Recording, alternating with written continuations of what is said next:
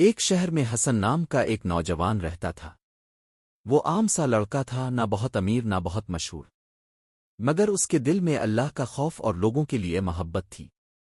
ہر رات عشاء کی نماز کے بعد وہ خاموشی سے اپنے گھر سے نکلتا۔ ہاتھ میں ایک چھوٹا سا تھیلا ہوتا جس میں آٹا، چاول اور کچھ رقم رکھی ہوتی۔ وہ اندھیری گلیوں سے گزرتا اور ایسے گھروں کے دروازے پر سامان رکھ دیتا جہاں بیوائیں اور یتیم بچے رہتے تھے۔ وہ کبھی دروازہ نہیں کھٹکھٹاتا تھا، بس سامان رکھ کر چلا جاتا۔ کسی کو نہیں معلوم تھا کہ یہ سب کون کرتا ہے۔ لوگ بس اتنا کہتے، اللہ کسی نیک بندے کو بھیج دیتا ہے ہماری مدد کے لیے۔ کئی سال گزر گئے۔ ایک دن حسن بیمار ہو گیا۔ اس کی طبیعت اتنی خراب ہوئی کہ وہ بستر سے نہ اٹھ سکا۔ اسی دوران شہر میں غریب لوگوں کے گھروں تک مدد پہنچنا بند ہو گئی۔ اب لوگوں کو احساس ہوا کہ وہ خاموش مددگار کون تھا۔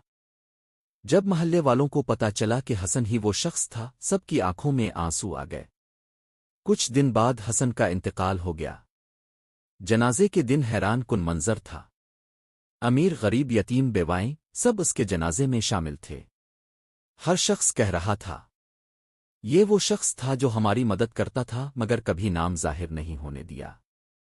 اس دن لوگوں نے سیکھا کہ سب سے خوبصورت صدقہ وہ ہوتا ہے جو صرف اللہ کے لیے ہو، بغیر کسی دکھاوے کے۔